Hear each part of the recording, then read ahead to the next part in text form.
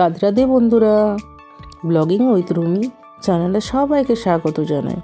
বন্ধুরা, আমি ভালো আছি, তোমরা সবাই কেমন আছো বলো? আশা করি তোমরাও ভালো আছো। তো বন্ধুরা, আজ রান্না নিয়ে চলে এলাম। আজ কোথাও যাওয়া আসা আর নয়। দেখো, ছেলে চিংড়ি মাছ এনে দিয়েছে। তো চিংড়ি মাছ এনে পরে ও বলেছে, মা এটা ডাব চিংড়ি করে দাও। কিন্তু ডাব চিংড়ি আনতে গেলে ডাব আনতে হবে। আমি ছেলেকে বললাম, আমি পারবো না, তুই ডাবটা এনে দে, তাহলে করবো, নইলে করবো না। তো ও বললো, পারবো না, তুমি নিয়ে এসো। আমি ভাবলাম যে আর করছি না আমি ডাব চিংড়ি। ডাবটা কাটা কুটি কে করবে? অতটা ও তো কিছু করবে না, এবার আমাকেই করতে হয়। আমি কাটতেও পারবো না, আমি কিছু করবো না, থাক। আমি ভাপা চিংড়ি করে দিলাম বন্ধুরা। দুধটা এক পাশে বসিয়েছি, রান্না সকাল সকাল বসিয়ে দিয়েছি। তো দেখো, নারকেল ছিল, নারকেলটা কুচালাম, নারকেলের দুধ বের করে দিলাম বেশ পিষে পড়ে। আর এটা পোস্ত আর সরষে সব একসাথে পিষে নিচ্ছি। নারকেলটা এত ভালো করে পিষলাম, দুধ বেরিয়ে গেল, বুঝেছো? তো বেশ নারকেলের জলটা ওটা লাগবে। তো আর এটা পোস্ত আর সরষে দুটোই পিষে নেবো একসাথে, ভাপা বানিয়ে দেবো। দেখো কেমন হচ্ছে, নিশ্চয়ই ভালো হবে। আজ আমি তো খাই না, মঙ্গলবার ছিল, ছেলেই খাবে। এমনিতেও আমি চিংড়ি খাই না, অ্যালার্জির প্রবলেম আছে আমার, ওই খাবে, ওই জন্যই নিয়ে এসছে। তো আর যারা নেই বাড়িতে, বাবার বাড়ি গেছে ওরা, আমরা একা আছি। তো যাই হোক, আমরা আছি যখন, ওই ছেলেই খাবে, ছেলের বাবাও খায় না, ওর কাকা খাবে, ওরা মামি নেই, কাকা ভাইপো এরা দুজন খাবে। তো ওদের জন্য এটা করছি, দুটো রান্না করব, দুটো রেসিপি তোমাদেরকে দেখাচ্ছি। তো ধুয়ে নিলাম পোস্ত আর এটা সরষেটা, ধুয়ে কলে একবারই ধুয়ে নিচ্ছি, ধুয়ে ছেঁকে নিচ্ছি, পিষে নেব বন্ধুরা। তো দেখো, কন্টেনারে দিয়ে দিলাম।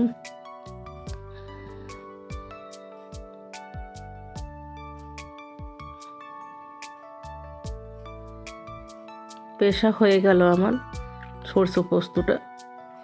এরপরে নারকেলটা পিষে নিচ্ছি, খুব ভালো করে পিষে নিলাম জল দিয়ে। নারকেলের জলটা দিয়ে পিষলাম বন্ধুরা। এটা ডাবের জল লাগে, ডাব আর না ডাবের শাঁসটা লাগে, সেটা আমি করেছি। নারকেল জল দিয়ে আমি পিষে নিয়েছি। তো যাই হোক, পেশা হয়ে গেছে আমার। এরপরে দেখো, আমি তোমাদেরকে বাটিটা কাছে নিয়ে এলে ভালো হতো আমার, যেটা দেওয়ার আছে। এর মধ্যে নুন দিয়ে দিলাম, একটু হলুদ দিয়ে দিলাম, একটু চিনি দিয়ে দেবো, আর কাশ্মীরি লঙ্কা দেবো বন্ধুরা। ওটা সব মাছটার সাথে মাখিয়ে দেবো। কাশ্মীরি লঙ্কা গুঁড়ো দিয়ে দিলাম, আর কাঁচা লঙ্কা কেটে রেখেছি, কটা চিড়ে রেখেছি, সেটা দিয়ে দেবো উপর থেকে। বেশ মাছটার মধ্যে মাখিয়ে নেব। কড়াইয়ে জল বসিয়ে দেবো আমি।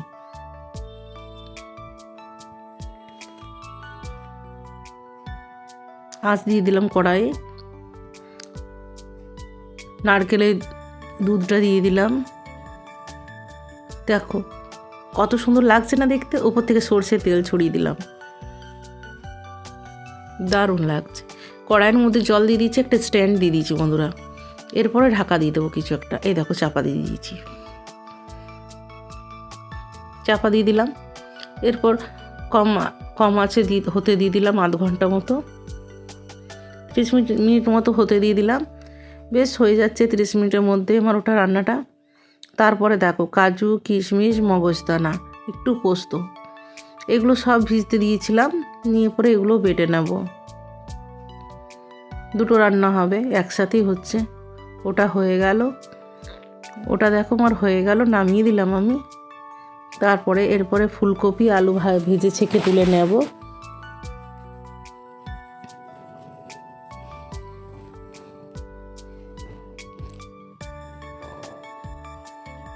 দেখো, কড়াই বসিয়ে দিয়েছি, কড়াইয়ে ফুলকপি আলু ভেজে নিচ্ছি, ছেঁকে তুলে নিচ্ছি।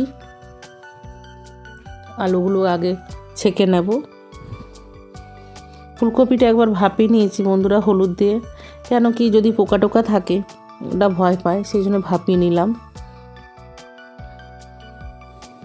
এখন সিজনে ফুলকপি পোকা থাকবে না, তবু ভয় পায়, তো ভাপিয়ে নিলে ভালো হয়।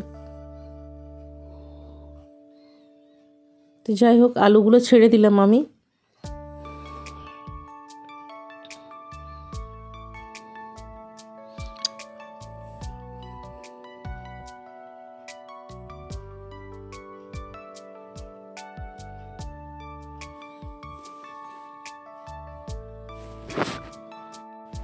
আলুগুলো ভাজতে দিয়ে দিয়েছি, আমি কড়াইয়ের মধ্যে ছেড়ে দিয়েছি, তার মধ্যে গ্যাস পরিষ্কার করছি।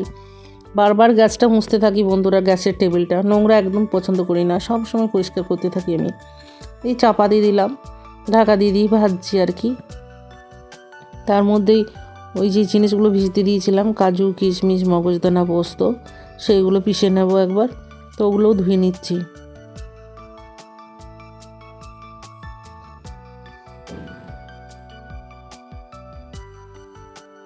ক্যামেরাটা অনেক দূরে রাখা হয়েছে, যার জন্য একটু অসুবিধা হচ্ছে তোমাদেরকে দেখাতে বন্ধুরা। তো একটু কাছে হলে খুব ভালো হতো, আর কেউ ধরে থাকলে বেশি ভালো হতো, কিন্তু ধরার মধ্যেও কেউ ছিল না, তার জন্য ক্যামেরা রেখে রেখে স্ট্যান্ডে রেখে রেখেই করেছি। তো দেখো ওটা পিষে নেব আমি মিক্সিতে। পিষে নিচ্ছি বন্ধুরা। এপাশে ঢাকা দিয়ে রেখে দিয়েছি, চাপা দিয়ে দিয়েছি, আলুটা কম আঁচে দিয়েছি, জানো তো, ভাজাও হবে আবার সেদ্ধও হয়ে থাকবে। মাঝে মাঝে নাড়তে থাকছি আর কি। প্রায় প্রায় ভাজা হয়ে এসছে আমার আলুটা। হ্যাঁ দেখো, প্রায় প্রায় সত্যি সত্যি হয়ে এসছে ভাজাটা। তো যাই হোক, কম আঁচে ঢাকা দিয়ে দিয়ে করছিলাম, তাতে কি সেদ্ধও হয়ে যাবে, সেই জন্যই করছিলাম।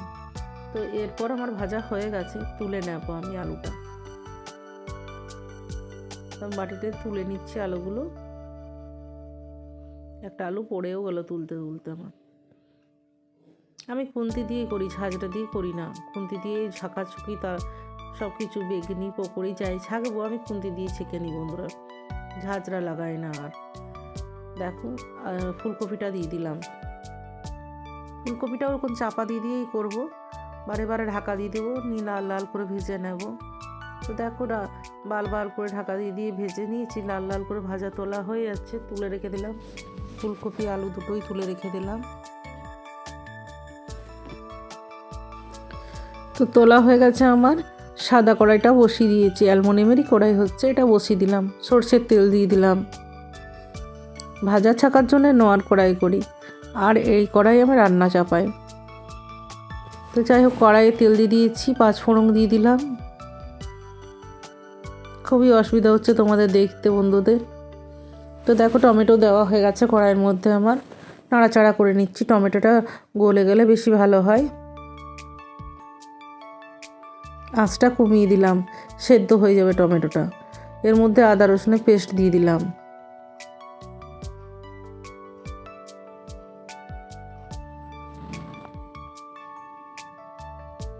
এরপর আমি ক্যামেরাটা এক জায়গায় রেখে দিলাম বন্ধুরা, বলে মশলাগুলো দেবো কী করে হাতে ক্যামেরা ধরলে।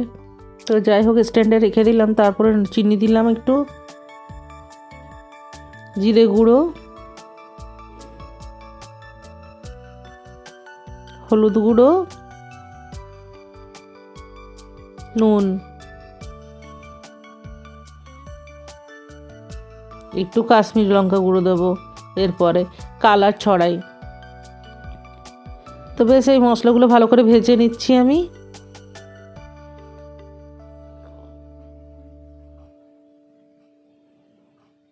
কাশ্মীরি লঙ্কা গুঁড়ো একটু দিচ্ছি, কালার হবে, ছেলে নইলে খেতে চাইবে না যতক্ষণ না। সত্যি তো, কালার না দেখলে, সুন্দর না দেখলে কি করে খাবে। তো সুন্দর যেটা দেখতে লাগবে সেটাই তো ভালো মনে হয়, তাই না বাচ্চাদের। তো সেটাই হচ্ছে আর কি। তো একটু কাশ্মীরি লঙ্কা দিলে কালারটা খুব ভালো আসে বন্ধুরা, ঝাল থাকে না, একদমই ঝাল থাকে না। আর এর কোনো কাঁচা লঙ্কা বাটা দিয়ে দিয়েছি আমি বাটাটাতে। তো যাই হোক, লঙ্কা গুঁড়ো অল্প দিয়ে দিলাম, ভালো করে কষি ভেজে নেব। তারপরে ওই আলু ফুলকপি ভাজাটা দিয়ে দেবো। না, গাজরটা আছে বন্ধুরা, কুড়ে রেখেছিলাম, একটু গাজর ছিল। তো গাজরটা নষ্ট কেন হয়, গাজরটা বেশ কুড়ে নিয়েছি, কুড়ে পরে ওটাতে মশলার সাথে দিয়ে দিলাম, বেশ কষিয়ে নেব।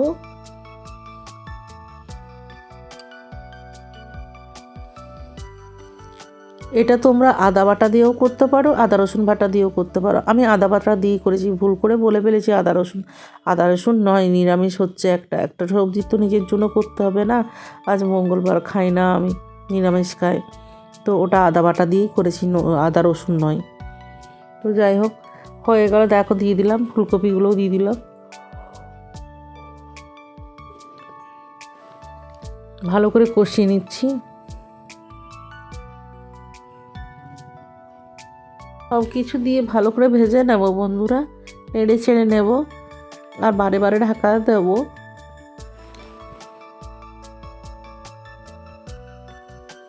একসাথে মিক্স হয়ে যাবে মশলাটা, বেশ সবের মধ্যে লেগে যাবে। তারপরে জল দিয়ে দেব।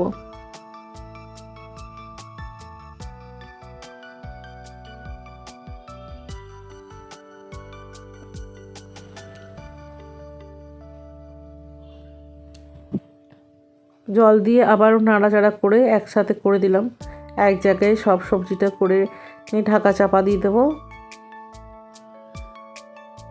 যে না সেদ্ধ হয়ে যাবে আমার, জলটাও সব ড্রাই হয়ে যাবে, তারপরে এই বাটাটা দিয়ে দেবো, বেটারটা, যেটা কাজু কিশমিশ মগজদানা ছিল। তো বন্ধুরা, আমার ভিডিওটা ভালো লাগলে লাইক কমেন্ট শেয়ার অবশ্যই করো, আর নতুন বন্ধুরা প্লিজ সাবস্ক্রাইব করো, আর ইউটিউবে সাবস্ক্রাইব করো, আর ফেসবুকে ফলো বাটনটা দাবিয়ে দিও। তো বন্ধুরা, কেমন লাগলো ভিডিও অবশ্যই কমেন্টে জানিও।